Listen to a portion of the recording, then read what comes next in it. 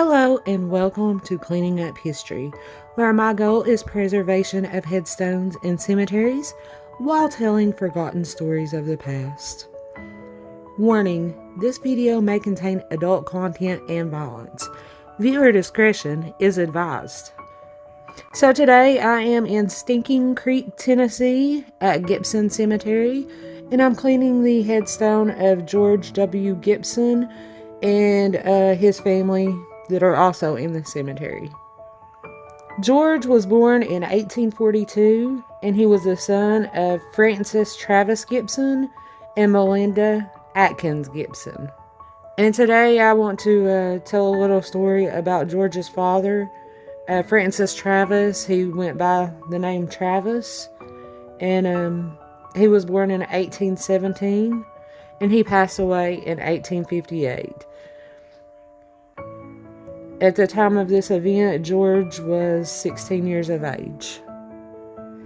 So, I just want to reiterate that everything I use to clean these headstones is approved by the National Cemetery Association and deemed safe and will not cause any harm whatsoever to the stones. My goal is to preserve the stones for as long as possible, and I wouldn't use anything that would cause any harm. So Travis Gibson was the deputy sheriff under Sheriff Queener in 1858 at the time of this event. So in the description box below, I'm going to reference all of the newspaper articles that I'll be showing later in reference to this incident.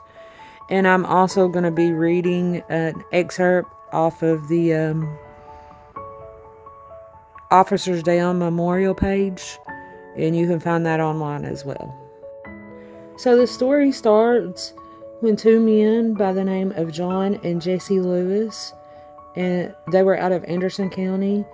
They stayed at Laban Sharp's place.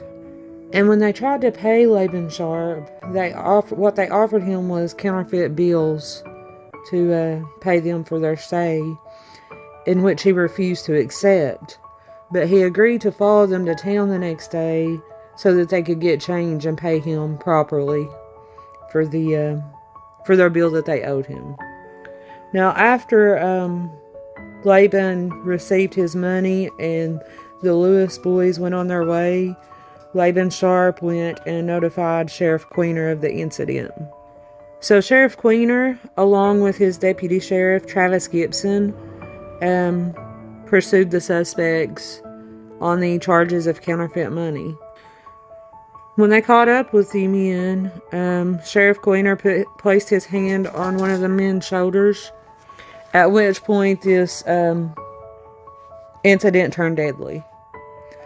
As Sheriff Queener told one of the men who was under arrest, the other man turned around and shot the sheriff in the chest. Despite being wounded, Sheriff Queener jumped off his horse and knocked the man down. As he dismounted, Sheriff Queener was shot in the abdomen. As Deputy Gibson attempted to subdue the other man, the shooter stabbed him in the neck. As Sheriff Queener attempted to come to the deputy's aid, he was also fatally stabbed. When locals found the officers, Sheriff Queener was still alive and able to describe the incident. However, he died in the back of the wagon, headed for Jacksboro. Deputy Sheriff Gibson was dead when the locals found them. Both suspects fled the scene, but were apprehended a month later in another state and extradited back to Campbell County to stand trial. Both were executed by hanging in 1859. Deputy Sheriff Gibson had served with the agency for 1 year, and he was survived by his wife and 9 children. While the suspects were on the run, the Tennessee governor offered a $500 reward for the capture of John and Jesse Lewis, and Queener and Gibson's brothers went on to add more money, offering a $1,000 reward for anyone who captured and brought the brothers to the Jacksboro courthouse. Travis was born in 1817 in Knox County, Kentucky, to James Thomas Gibson and Mary Finley.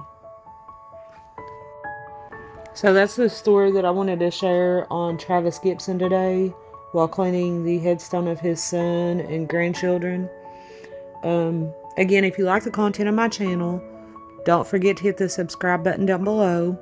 And if you hit the little bell beside the subscribe button, you will be notified anytime I upload any new videos.